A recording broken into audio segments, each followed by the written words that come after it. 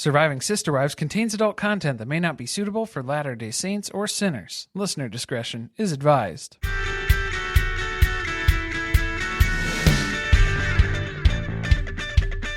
Hello and welcome to Surviving Sister Wives. I'm Corey. And I'm Carly, and this is Season 19, Episode 11, The 11th Hour. How aptly named is this episode? The 11th episode at the 11th hour? It's like it's Destiny or something. Except it's definitely not Destiny. It's not? Not in Robyn's eyes. It's not ideal, I don't think. This isn't what we signed up for. This isn't the America I grew up learning about in school.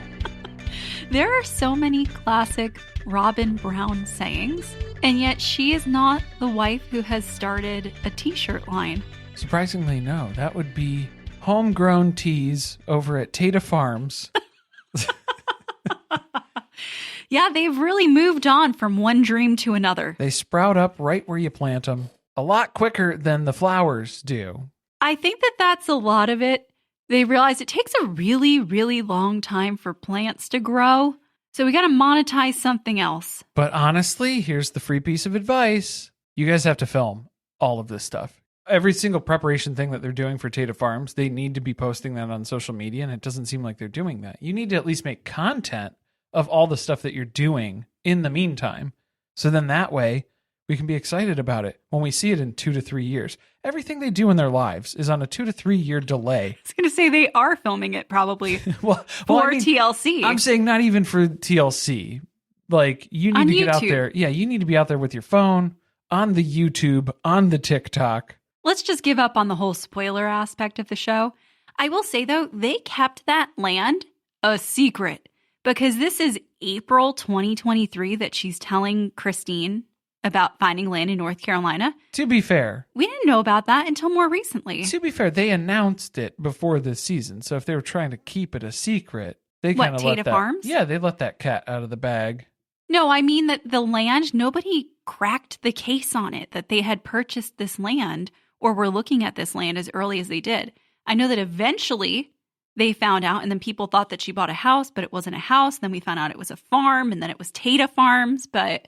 And here we are today. Now it's a t-shirt brand. And now it's T-shirt Farm. Yeah. So Janelle says you can get many of the not very memorable things that Janelle has said over the course of the last few seasons on this show. Well, you can't get them right now because they're pretty much sold out in every color and every size, too. So they're on back order. Well, if they're printing these... Stop doing that. Why are you not drop shipping your t-shirts? You need to print on demand. We need to teach everyone what's going on with this element here. This is so we have to fix their business. Remember when t-shirts were going to cheapen the brand for My Sister Wives Closet? I do remember that. That was Kody's opinion, though. Yeah. Well, obviously. Yeah. The man who does not know much about business. There is no brand now to cheapen. Also, Meri loves the saying t-shirt. How did she not have this idea? She doesn't like to come up with them, though. She just likes to buy things that resonate with her. Is that a conflict of interest? Can she sell LuLaRoe graphic tees and have her own graphic tee line? See, so that's a shortcoming, a short-sightedness on LuLaRoe's side. They needed to be coming to Meri and saying, hey, we want to make graphic tees with some of your sayings on them. Just sign over the rights to some of that stuff, and then they'll be cashing in on that for a while. I don't think that'll ever happen. You don't think so? Do you know what Bible verse the 11th hour is from? No, I do not. Enlighten me. Yeah, it's from Matthew 26:7. Janelle did visit Matthew this episode. Matthew and Meri. Somebody. I don't know. I haven't talked. Don't really remember her name. I haven't talked in a while. No, it's part of a parable that's all about gaslighting in some ways. Really? Or at least that's my interpretation of it now, outside of religion. Okay, I think that's a loose interpretation, most likely. Well, the verse is kind of out of context because it's just like part of a parable, so it doesn't really make a whole lot of sense on its own. That always helps when you're trying to accurately describe the meaning of something, is to take it completely out of context. It's great, yeah, but it's a pretty short story. So tell me what your read is on this, because basically the parable is that there's a guy who's going out to hire people to work in his vineyard, to work his land, and he hires people at the beginning of the day, and they go out and they start working in the fields. And then he goes back and he finds more people throughout the day. So first thing in the morning and then at the 3rd hour, at the 9th hour, at the 11th hour throughout the day. That's a long day. He's hiring different people throughout the day. Then when it comes time to pay the workers at the end of the day, he starts with the people that he hired at the latest time, at the 11th hour. And he pays them, I don't know, 50 schmeckles or however many, I don't know what the currency is. So, DeLoreans, I don't know what it was. So he pays them that, 1 shilling, whatever it is. And so the people who were working the whole day are excited because they're like, well, wow, these people only worked for 1 hour and they got paid a whole 50 schmeckles. So, boy, our rate's going to be really good. And it turns out he just pays all of the workers the same amount. So no matter how much they worked for that day, he just pays them the same amount. So then the people who were out there all day get upset that they weren't paid adequately for the work that they put in for the day, because people who only worked an hour got paid the same amount as somebody who was out there the whole day. Mm-hmm. And basically his response is, well, it's my decision, it's my money, and I pay the people what I feel is deserving of what they're doing. So I chose to pay everyone the same rate. I'm being charitable with those people that I only hired for an hour to pay them the same rate. So he's kind of throwing it back on them for being upset that they're being underpaid. Well, you know what they say. Make sure you get the money before you take your top off. If they ask you to take your top off, make sure you get the money first. There was. I knew I butchered it. No, This kind of sounds like a performance review in corporate America. Yeah, this feels like gaslighting. This feels like entitlement. This feels like exploitation. But then also, weirdly, it's about equal pay, which I can get behind equal pay. But I mean, I think we need to be fair. Hope so. Well, I know, but like we need to be fair about who's equal. What is it equal to? Because if you're saying I'm hiring people for 1 hour of work and then I'm paying people who worked the whole day the same amount. You're getting very in the weeds on this. Yeah, I think I'm focusing on it a little too much. He paid them a flat rate. It was a shitty thing to do. I think this is a lesson to the people who are going to work on that. Don't work for that guy until the 11th hour. That's the lesson here. You know he's going to pay you full rate. Or don't work as hard. That's a lesson a lot of us have learned. Well, as for the people who are working all day, yeah. I don't think that's the lesson, though. That's not the lesson that they want you to learn. But those are the lessons that I'm taking away, too, is, yeah, maybe we should talk to some of the other workers, figure out what's going on here. You think we should unionize? I think we should. I think it's time. It's about time.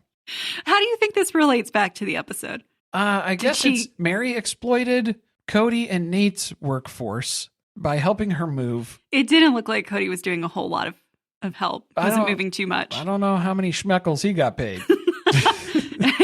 He wanted to get his schmeckle wet at the end. That's the payment he was accepting. Oh, boy. This is such a good episode. It's a really good one. Inject it directly into my veins. I need more. I would watch 8 more of this episode. I want to see everything on the cutting room floor. Maybe not the Christine and David stuff. It's because the Christine and David stuff, it doesn't have stakes. Yeah. There's no risk. There's no wondering what's going to happen, what the turnout's going to be. It's moving at light speed. We know that. And so all I do is just get triggered by all of the scenes. There's so much more will they or won't they in the Meri and Kody scenes. Yes, there is. Because I am convinced that they're going to bang it out at some point. It's a very Jim and Pam seasons 1 and 2 of The Office going on over there now. Oh, there was that kind of tension. You felt it. I felt that. I was feeling that. But the TLC description for this one, it's not as good. I would say it was giving more Dwight and Angela than Pam and Jim. Okay. Yeah, but that wasn't a will they, won't they. That was, they're doing it. There they go. It's happening. So maybe it is more like that. All right. But the TLC description for this one is Kody sobs after helping Meri move away from Flagstaff, leaving Meri confused about why he has pushed her away for so many years. David and Christine gather their kids to announce their engagement, and Janelle meets David. Bound to happen, right? It was only a matter of time. Glad she could catch him before they ran down the aisle. We didn't even get to see that much of it. Just the reveal of the titty tats. Just Janelle getting repeatedly flashed in a kitchen in Utah against her will. All right, are you ready for what I've got here? Yeah, let's hear it. David finally meets his future wife's sister wife. Karma has her way with Kody on moving day. Robyn makes one last attempt to manipulate Meri. Jenn and Nathan fade into the wallpaper at Lizzie's Heritage Inn. They try to. I don't know if it was working, though. It was the Simpsons meme. Yeah, they were really... retracting into the bushes. Oh, man. How did you not look? I would have to look. I don't think I could. I would look directly into it. No, I would have had to leave. I probably would have had to leave. Remove myself from that scenario. I'll be like, I'll just watch it on TV once they post it. 2 years from now. Yeah, from the safety and comfort of my own couch. All right, let's start with David and Christine. Yeah, we're at Christine and David's new house that they just moved into for, I guess, a homemade pizza party is kind of what's going on here. It's a build your own pizza sort of. I don't know what's really going on here because there's a lot of crimes against pizza that are being committed. The concept that you just stated sounds like a lot of fun. That sounds good. But the ingredients that are always out on the counter when Christine is cooking, very scary. Questionable at best. We have red sauce, Alfredo sauce, which that on its own... Has anyone had Alfredo sauce on a pizza? Alfredo sauce? So like a white sauce, yes. You can do a white sauce, but is it Alfredo specifically? Alfredo's very... I've heard of a white pizza. Yeah, like there's no sauce. It's ricotta. Cheese. Yeah, it's just cheese. Again, the best of cheeses. Right, not cottage cheese replacement. We are not about that life on this pod. Do you think she's just used to Kody putting so many fucked up things together like he did with the crepes that it's just completely changed the palate of everyone in the family? It's sweet. It's savory. It's umami. It's got it all. A little bit of everything. Some sardines in there too, probably. I think David mentioned there were marshmallows. There were marshmallows, and I think Truly was putting marshmallows on her pizza. Was it a dessert pizza? I don't know.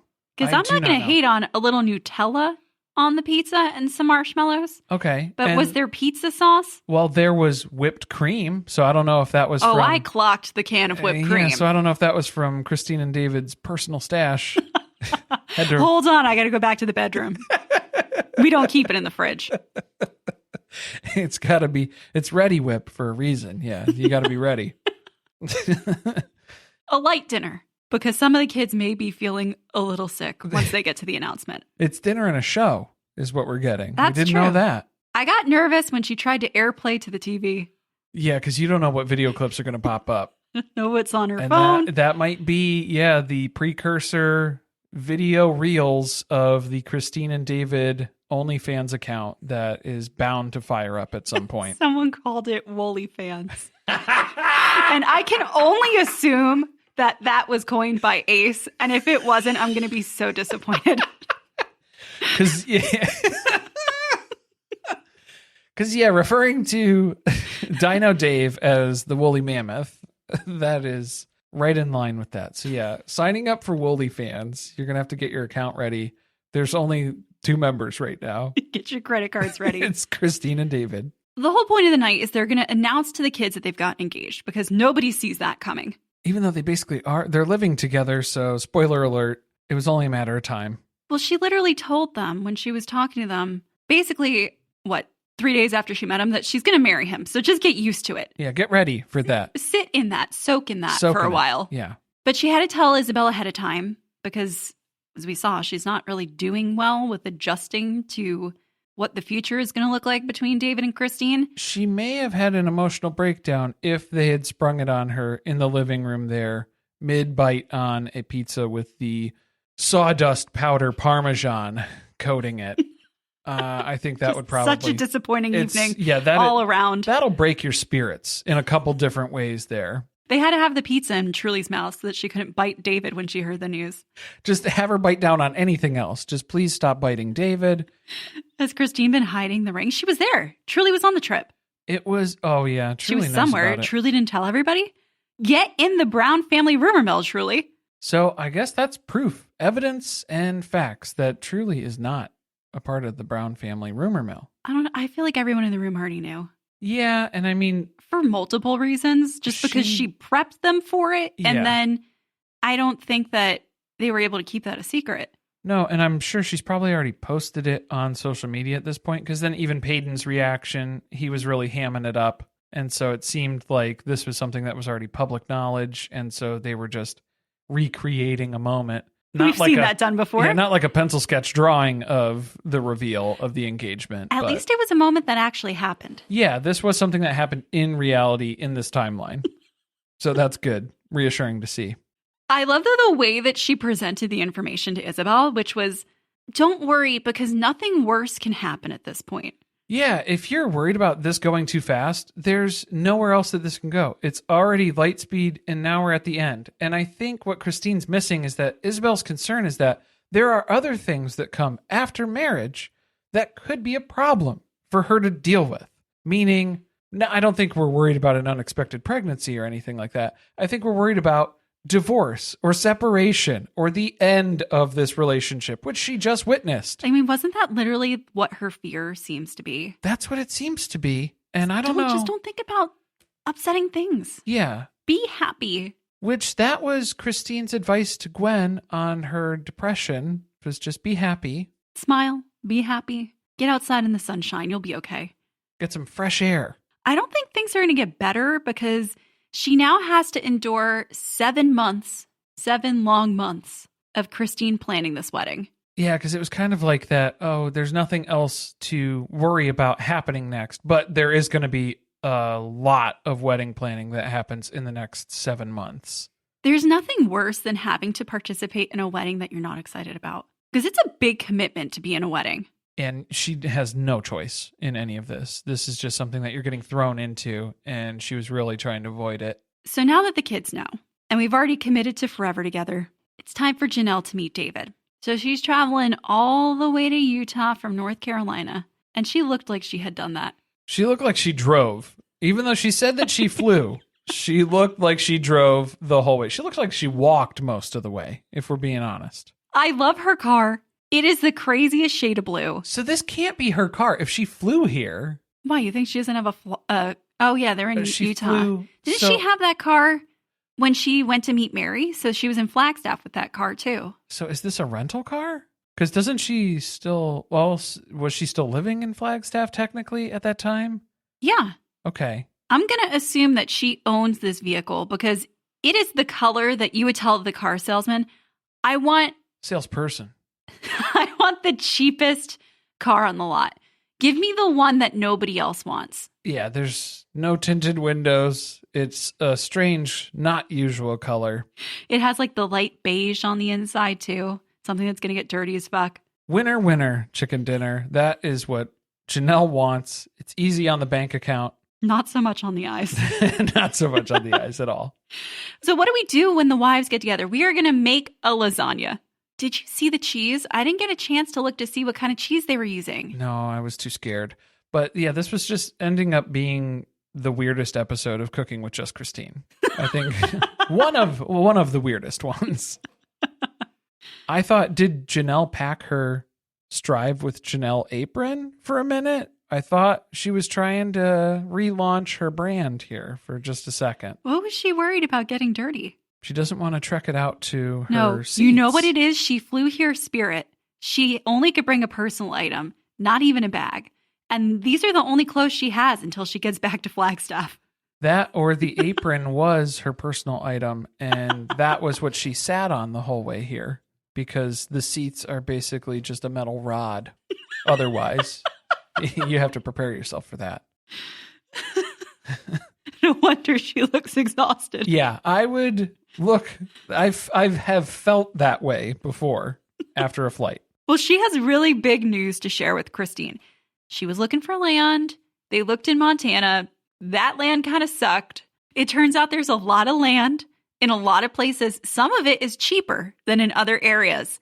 And luckily, in North Carolina, where Maddie lives, there is a farm that is within Janelle's price range. Sold. Yeah, I think they're going to go for it. So it's just good that she's not in Montana, and it's good that she's not on Coyote Pass. Anywhere but there. I think you can't really go wrong. Well, speaking of, that seems like kind of a stressful situation to Christine. Yeah, that the balloon payment, the horrible deal that they signed, that contract that is looming where if they don't pay off the entirety of the land, then they'll lose everything, even the stuff that they've paid off already. Seems like it kind of sucks. I'm glad that I got out of it when I did. Christine is acting like a real estate mogul at this point, but I don't think she read that contract either. And she just lucked out by having Kody buy her out of her piece of the land. Well, not even buy her out. It was just that Didn't she sell it to him for $1 and she just kept the house money? She kept her house, the money from her Flagstaff home selling. Well, she knew better. She knew he was never going to hand over a bunch of cash. So she had to sell the house. She was playing the long game, man. She knew what was going on. Yeah. But to say that this was something that she was able to crisis averted on the balloon payment, very stressful situation. Luckily, she was able to avoid that entirely. But Janelle's still dealing with it. And then so is Meri, because Meri is still part of the property. So Janelle went to go visit her and Matt, Meri, whoever. Matt Berry. She's very tired from having traveled for such a distance. This is just the way people talk in Tucson, Arizona. It's kind of a weird conversation. Didn't really go well either. I mean, she wasn't very receptive to the message that was happening here. Christine's like, really? That doesn't sound like our Meri. Yeah. Is that what your experience was with Meri?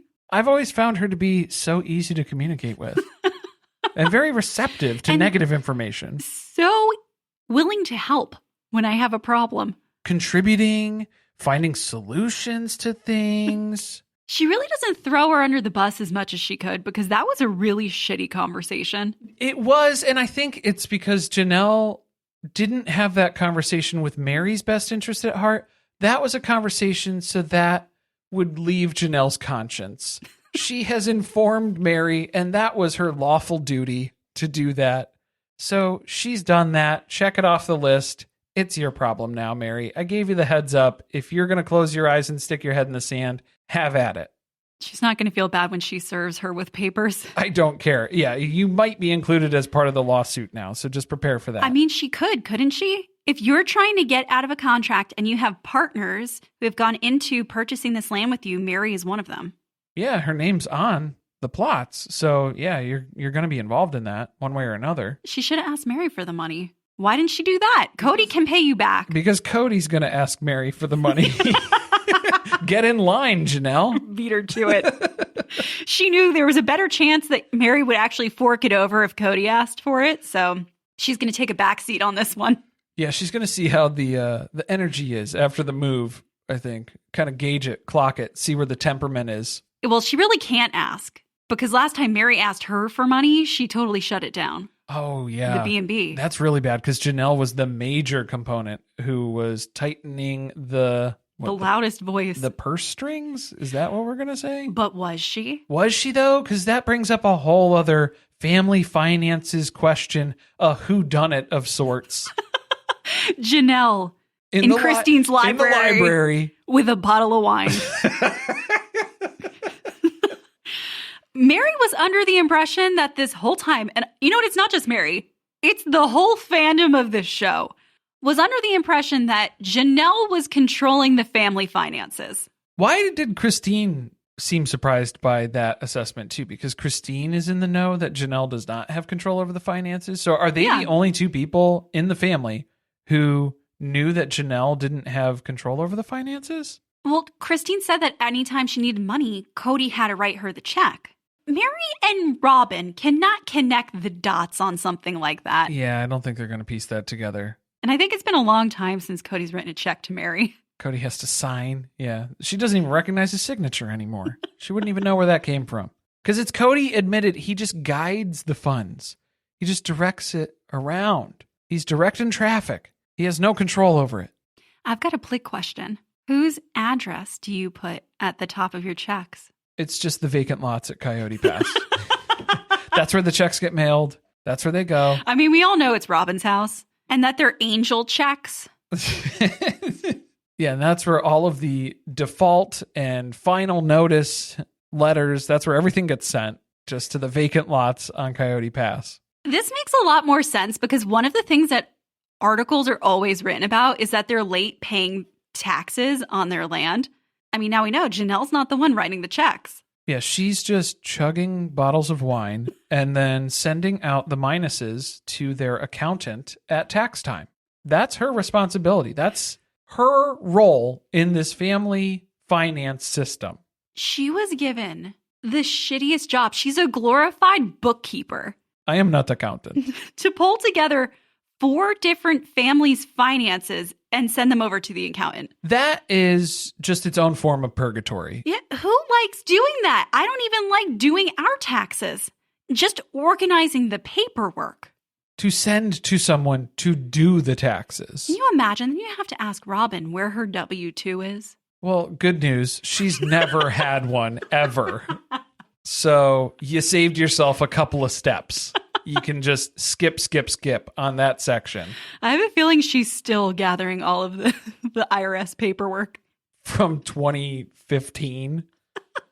This is where Janelle's calling out one of Kody's major flaws as a husband, where he just seems to pinpoint a weakness of each wife and then just lay in on them. So like Christine was self-conscious about her physical appearance. So that's what he goes at her with, is that she's unattractive and has never been attractive to him.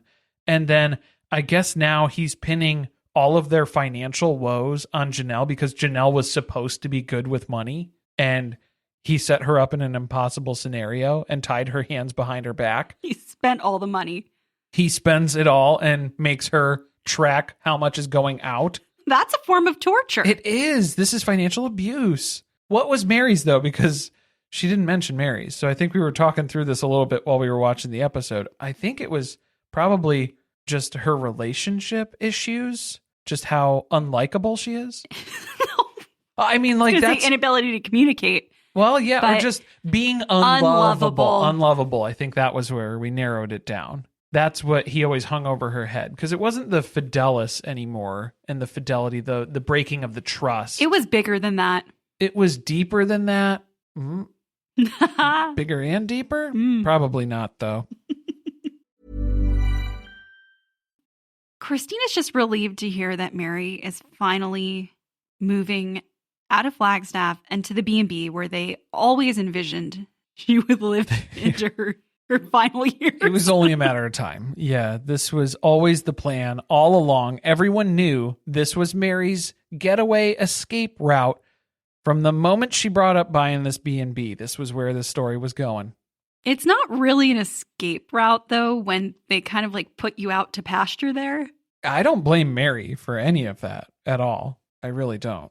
I mean, she made the right play. She bought that B&B to get the house back into her family, and so she has that now. And it just so happens that it works out as kind of a golden parachute on this entire relationship. Except for the fact that she has to live in Parowan. Well, and here's the part. Well, yeah, that's the real tragedy here in Meri's story. I would say that at least the point that I respect about Meri is that she bought the B&B. It was her money. The family did not help her. The family funds did not come to her aid to purchase and acquire this building. So this is all her. So, I mean, she's earned it at this point. She didn't get any alimony. She didn't get a severance check. She had to buy this place herself. Just Kody helping her move. That's her severance package. Disappointment. This conversation was just bomb after bomb after bomb, because then Christine pulls her hand out of her pocket because she's got kind of a surprise. Well, she's also pulling her. She's pull her titty out of her shirt. She's pulling some stuff out. Yeah, a couple things out. A couple of body parts are flying around. She shows her the new beginnings. The titty tat. That is a way to open this conversation, isn't it? It's about to be a new beginning. A new start. Because we're engaged. Well, me and David. I don't know why that got like very 16 and pregnant. And it has to happen fast because I'm pregnant. Every time that I have to break news that I don't really enjoy, that's the way it goes. That's the rhythm and the cadence that it comes to. The millennial pause. I'm pregnant. Because I'm pregnant. Nothing worse can happen, Mom. Well, that's Janelle. That was Christine's advice to Isabel, too. Yeah. Not great. Oh, I meant Janelle Evans. I know, and I understand. Okay. And I'm just saying, like, that, sadly, is legitimately Christine's motherly advice to Isabel about this relationship. I'm already pregnant. I can't get pregnant again. There's nothing worse that could happen at this point. It's over. You're worried about me marrying him. It's happening. David finally shows up. Where was he? At work, probably? He was hanging drywall. I was scheduled to work. I'm sorry. As it turns out, I accidentally drove to my old house. I forgot we moved here. He's at that age, you know. He just keeps Just driving. go on autopilot. Keeps driving to the wrong house. It happens to the best of us. As soon as he walks in, Janelle goes, "Yep, that's Christine's type." The bald and the beautiful? Kody was part of the way there. You're there saying were he was... parts of his scalp that were bald. I was going to say, you were saying he was bald, not beautiful, correct? Yes. Okay, good. Good. I agree. Yes, the biggest revelation has been that Kody was wearing extensions at some point. When he had a bad haircut in Vegas, and I'm pretty sure that's when he stopped going to Meri's stylist. Was it before or after the Keith Urban look? Was it during the Keith Urban look? Maybe it was. No, I don't think that was extensions. Maybe it was. I mean, and I'm second guessing. I'm a curly girl, and it's hard to keep your hair that straight when you've got a curl pattern. I almost feel like the only reasonable answer at that point is that that was just a wig. That wasn't even hair. That was not human. We finally do get to see David's matching tat. We were wondering where it was. I mean, it's on the titty too. Of course. Yeah, the same tat. side and everything. Have to match, right? have to match. When they're laying on top of each other, they're lined up. No, that would be the opposite then. Where were they? No, you're saying if they're laying on top of each other. I don't want to imagine it. Now I have to imagine their bodies turning towards each other. I don't want to. Yeah, if you're going face to face. So if they were laying, well, depends on how they're laying. Then it might be in alignment. If we're talking reverse cowgirl. I feel like we're going to end up talking about a lot of positions in this episode. It lines up. We're only just getting started. Oh, no. I mean, the really freaky shits happen over at Meri's house. Oh, yeah. Over at Meri's house. She's moving out of Flagstaff. Thank God, And finally. this is kind of a very succinct way of celebrating the 33rd anniversary of Meri and Kody's nuptials? Marriage? Yeah, in quotes. Marriage. They were together. Marriage relationship. Isn't that how Kody has put it before? Paperwork shuffle that took place 33 years ago. It is a nice bookend. Well, it sure beats the hell out of the murder tarp anniversary. No Rice Krispies that'll save you from that. They have had worse. That's the saddest part. At least they were having fun on this one. Meri had to be a little sassy, though. She's wearing her Karma shirt. What did it say? Karma said, "I see that." It was a quote that said, "I saw that," and it was attributed to Karma, which may have been attributed to Wayne Gretzky, which was also attributed to Steve Carell, Michael Scott. Okay. Or JoJo Siwa. You miss 100% Karma's a bitch. of the shots. Oh, yeah. She did make that TikTok. She knows the jokes. She knows the reference. She must have known that was coming. She knew she wore the shirt. Well, it's moving appropriate. You have to wear something that you can still move around, and there's a lot of work to do today. What about something that's moisture wicking? Maybe, yeah. Is it like a workout material? Things are getting a little wet today. Oh, my goodness. A little moist. Oh, no. The first thing they have to do is disassemble her bed. Remember when Kody wouldn't show up to put this bed together, so she was sleeping on the floor? Nobody would. She slept in Flagstaff on the floor for months because no one would help her assemble a bed. And she can't do it by herself. Kody is, I mean, now we know why she couldn't. This thing is heavy as fuck. It looks Amish built. It's dense. Yeah. Every piece of it is dense. Oh, yeah. And Kody is suddenly very nostalgic about the items that they purchased together because he was upset about the furniture she got rid of downstairs. Now he's wondering, are you keeping the bed set? Well, I think he's looking at it because he's like, wow, this is like brand new condition. It's very lightly used. He's ready to put it on Marketplace, make a profit maybe off of this, but Gonna glue some marble to it so that it could fit in at Robyn's house. Yeah, paint it purple. And we're going to refinish it. It's kind of nice. It's really good. Good quality. At least this is, okay, this is the bed that Meri has had since their house in Vegas, I think was what she had said. So at least it's not as old as Christine's, because Christine was talking about, weren't like all of her children birthed on her bed? Mm-hmm. So, I mean, it's not that old. No, and Meri was making it weird about how she can't keep this bed because then she'll have a visitor stay the night and she'll have to be like, this was my bed from my last marriage. But when was the last time Kody slept in this bed? 8 years ago, at least. It's lightly used, hon. That's what I'm saying. This is in like new condition. And as I imagine happened the last time they were using this bed together, he's making Meri do all the work. Yeah, because Meri is hard at work on the one side. She is taking screws out. She's removing pieces, parts, and she's getting this thing ready to go.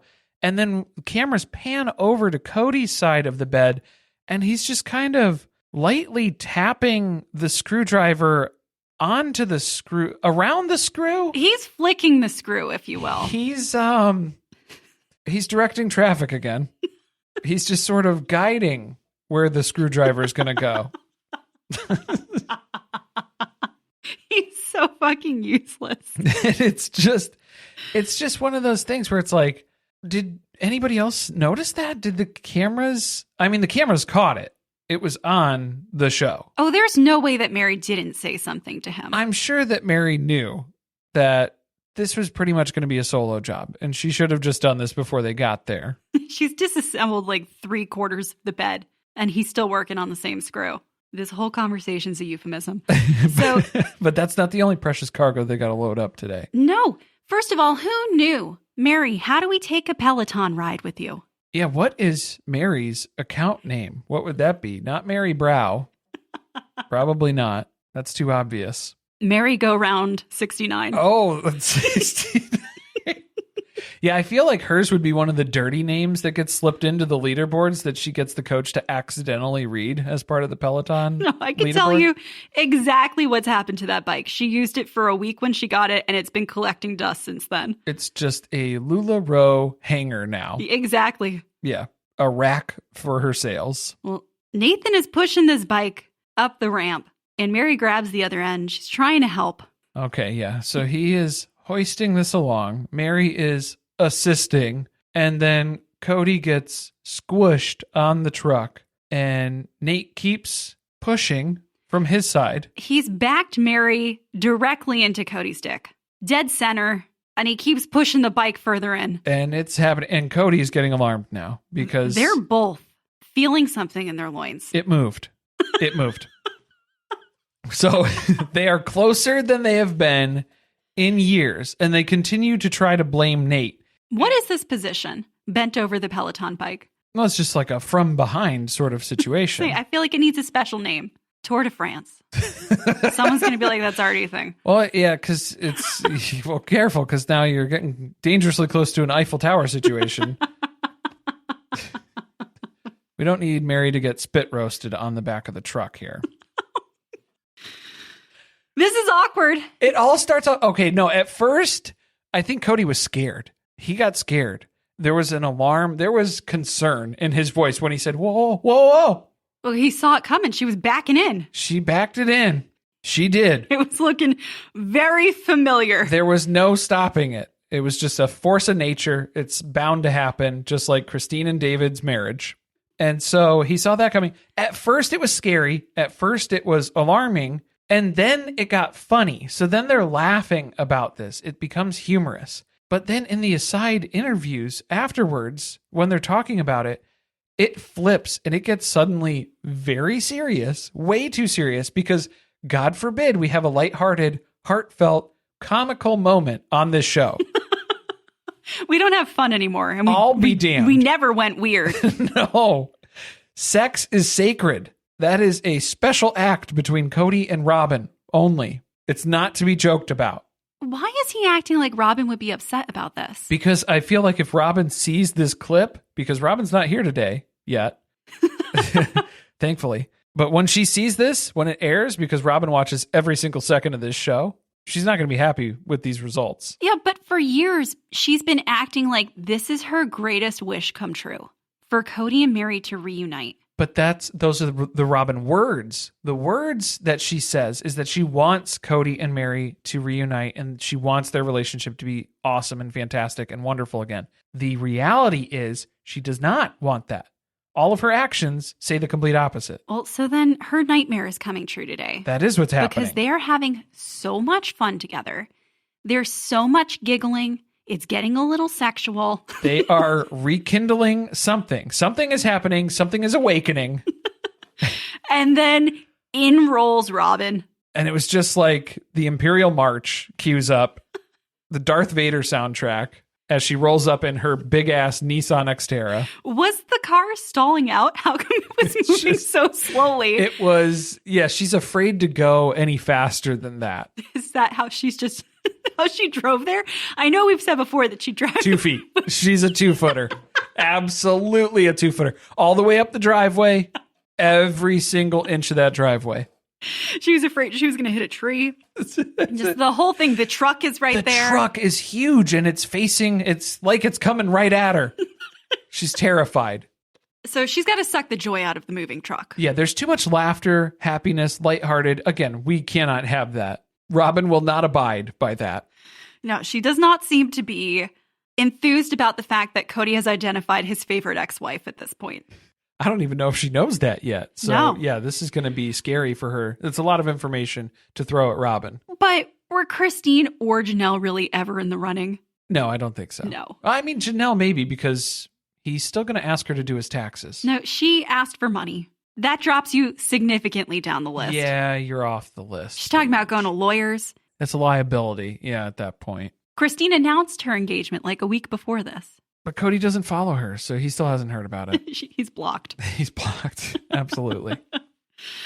The way she walks up to the truck. Okay, Robyn coming up to the truck is scary because she doesn't say a word. No. To anyone. She comes up the driveway because she parked like halfway down the driveway. She walks up to the back of the truck.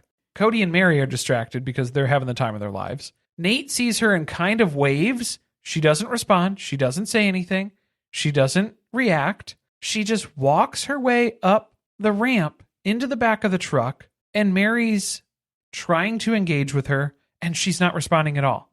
Every single word that you heard being said was Meri asking questions and answering her own questions. Robyn didn't say anything. She came here with a plan of what she was going to do because it was so overly dramatic.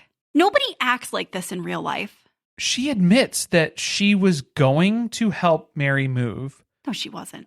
Okay, so this is what she says. She says that she was gonna help Meri move, but if she had, she would have just been sabotaging the move and delaying it and gumming up the works so that less and less stuff gets done. Hold on. Like Kody flicking the screw? Maybe. Does he not want her to go? He doesn't want Meri to leave now? Is that the strategy? Is that the plan? Robyn was never going to help Meri move. No, I don't think so. And Meri knew that. Yeah, and I mean, she just needed to come up with an excuse that made it sound like her. But that just added to, you're just admitting that you would be meddling then. Because, oh, Meri's doing something that you don't agree with and that you don't like.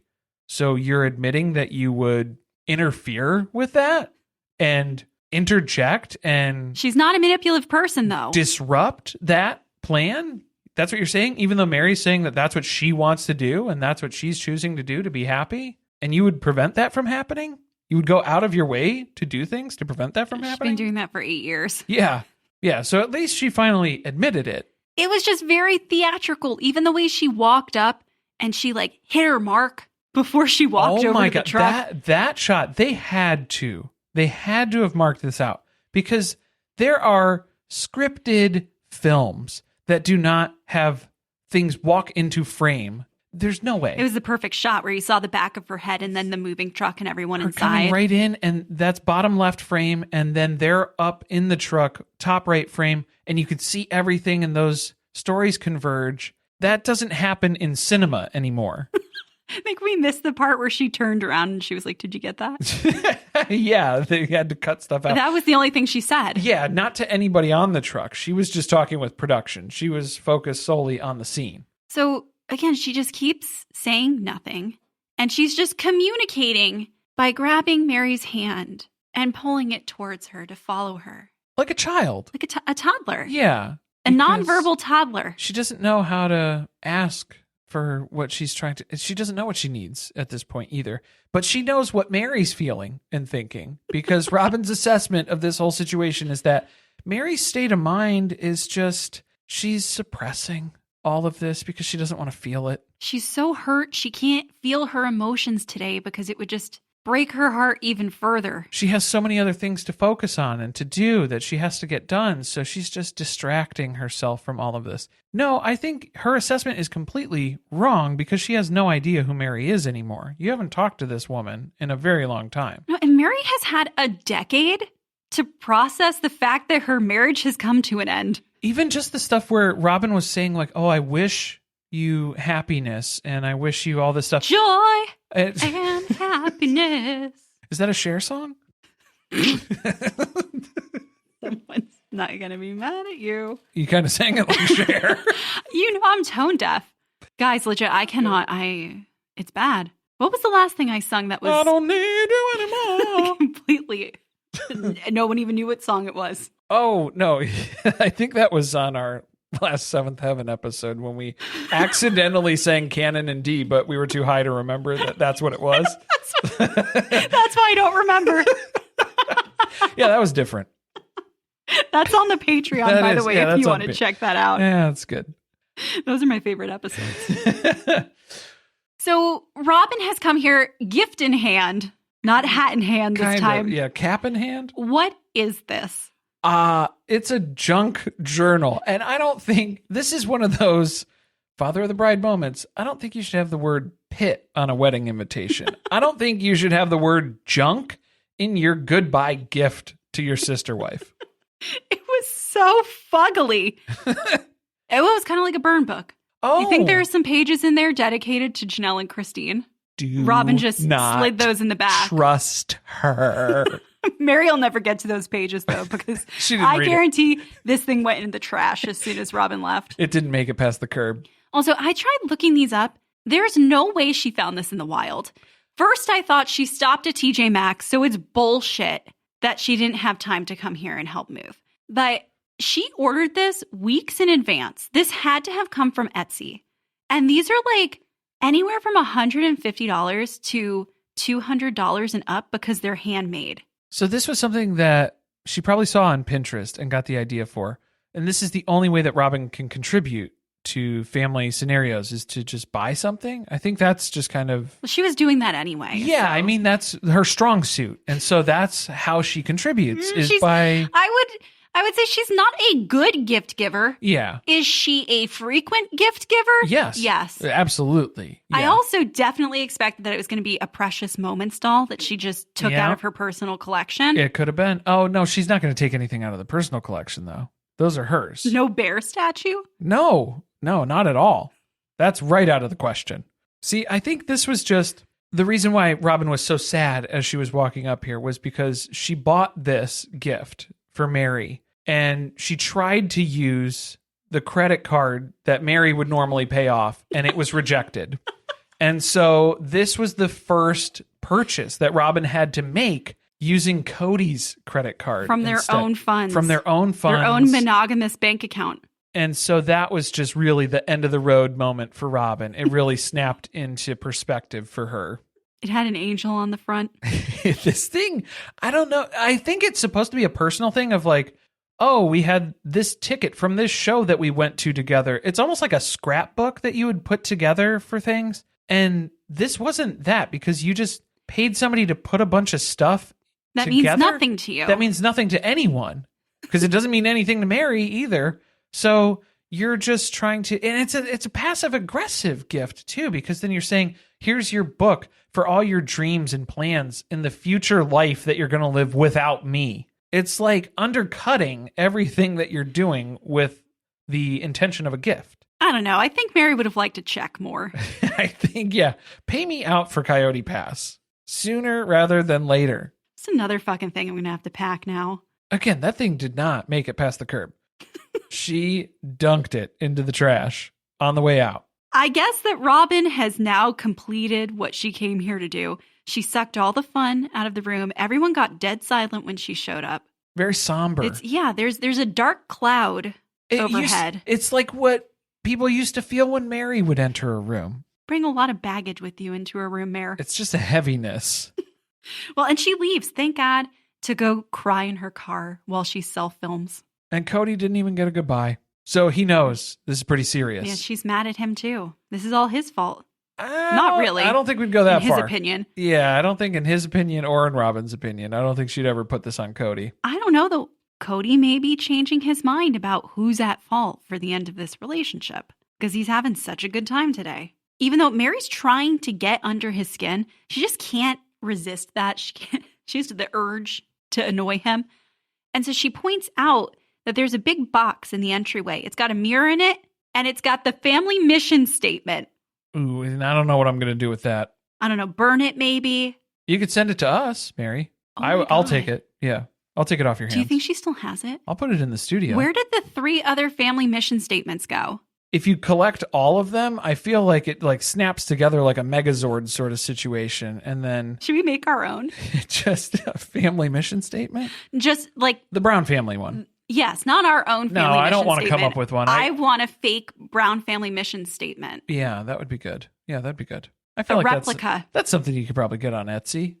Did we ever land on what we were calling this thing, though? Because it was commitment, recommitment, ceremony, celebration. Though all of those words are kind of used interchangeably.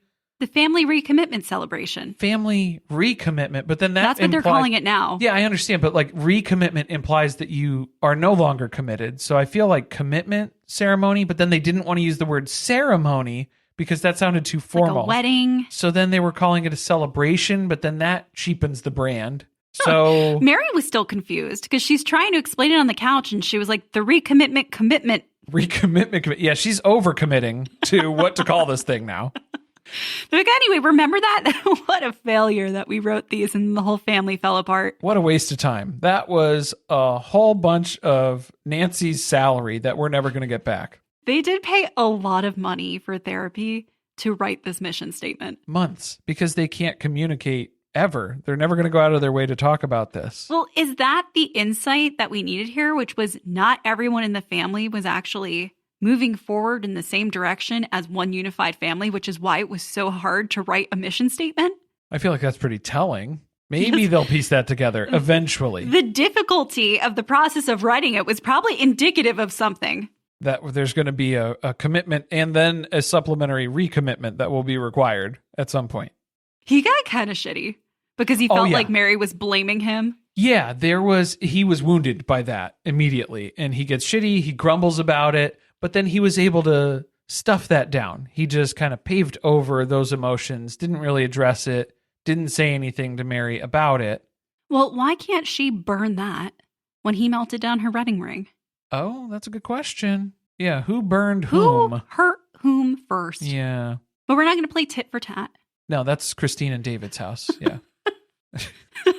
This is such a perfect day. Why does it need to end?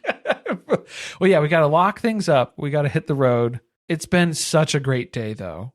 Looking back on it all, this is just highlight reel. Kody and Meri rediscovering all these wonderful things about each other and just everything that they forgot pretty much since the day they got married 33 years ago.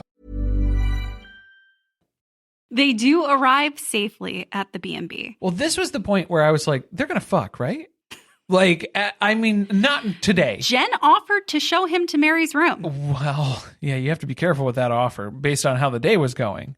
But, I mean, at some point, there's going to be a fallout between Kody and Robyn, and he's going to go lovingly into the arms of Meri, who will accept him, right? Isn't that going to happen at some point? Let's manifest it. It's like a Notebook sort of situation. I'm living for this. Maybe it's a junk book situation. Is that what their story is going to be called? Season 22. A junk journal. Season 22. Meri re-gifts Robyn the junk journal. And it's just full of Polaroids in different sexual positions of her and Kody. Bent over the bike. On the Peloton. Titty tat to titty tat. They're making polygamy humor jokes. Making Jenn and Nathan very uncomfortable. Do not terrorize me. You got to do it. I can't. Do not terrorize me with your pregnancy. Well, what was that in reference to? The plig humor? No, the terrorized pregnancy. Why did you have me say that? Because I don't know. Okay. Well, that was from 90 Day Fiance. I don't know what that was. I have a note about them terrorizing Nathan and Jenn with their humor. Oh, okay. Did someone use that word, or did I just insert that? Yeah, I think terrorize was used as a word, and then that just fires off. It's stuck. Yeah. Yeah, for the 90-day reference for that. Well, it's time to say goodbye. It had to come to an end sooner or later, 33 years later to be exact. End of an era. Yeah. Start playing Green Day's Good Riddance. Hope you had the time of your life. And suddenly, Kody is just overwhelmed with emotion. He's crying and hugging Meri with Nate and Jenn over in the corner. We've seen so many clips from this where we had no idea there were other people in the room for this. He's making all kinds of confessions about what it was like being married and the fact that they had a really good thing. Why did we let it go? Starting to have some regrets, Meri. He was in an anger stage, and now he's in more of a sad stage because he's mourning a loss. He's making everything about him. Oh, yeah. At one point, he thanks her for being miserable for 7 years so that he could have closure. Yeah. Sorry about that. Sorry for that. Just the 7 years that you were, tortured and emotionally battered. But I'm glad that we could, mourn this loss now together instead of just being angry. More so me, because it is a very woe is me sort of Kody experience that's happening right now. This is how I don't understand why Jenn and Nathan, I kind of understand why Nathan looked away, because I feel like he's not really in the know about what's been going on between Meri and Kody, but Jenn knows everything. There's no way I would not be staring directly into the camera with the biggest unamused face. Yeah, it'd be Jim from The Office reactions for me. Yeah. I hope we get to see next episode that she talks to Meri after he leaves. Because it keeps going. There was more footage of this, of him crying and being shaken to the core. He's talking to her about how he wants to walk her down the aisle when she gets married again. Which that is a fun full circle moment, because just a few episodes Meri doesn't ago, like circles. Oh, well, I mean, it's a bookend. So this is what happens where Kody wasn't sure. He can't tell when Meri's joking, when she's serious, or when she's being passive aggressive. And now Meri, hearing Kody ramble on about walking her down the aisle to whoever she finds to date and marry in the future, she can't tell. Is he joking? Is he being passive aggressive? Is he being aggressive? I think that he is imagining the future, and he doesn't realize he's the groom. I think, yeah, he is imagining. Not yet.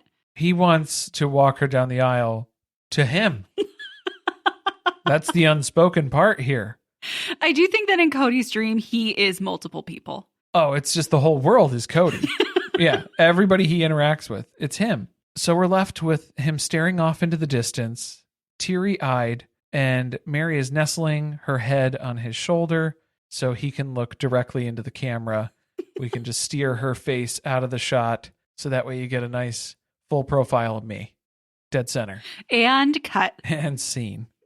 Next episode, as the deadline to pay off Coyote Pass looms, tensions rise over how the family will divide the property. Meri takes an empowering solo trip to England. Christine and Janelle host a graduation party for Savannah. Meri, why didn't you go to the Dick Riviera? That would have been an experience. She's got to take a cruise like Christine and David are doing right now. So you float up and down there. You're not going to want to miss the announcements because we were recently in Vegas. It's not the first time. And we stopped by a couple places. The first being Lindo, Michoacan.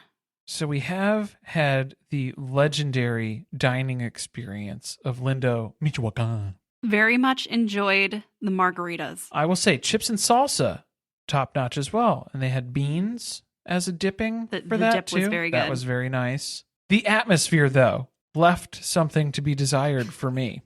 I felt like I was in Janelle's house. It did feel like that. Or Robyn's. There were a lot of museum-like items hanging off the walls. Oh, the decor was very Janelle. I was Yes. going to say with just random children running about the dining room.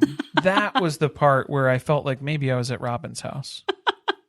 And of course, we had to swing by the cul-de-sac. We may or may not have, what do you call that? It's when you You double dipping on somebody who opened the gate there? What is it? It's the tailgating or not tailgating? We followed someone in there. Okay. I'm sure this is terrifying for anybody who lived in there. So apologies if for whatever reason you live in those 8 houses.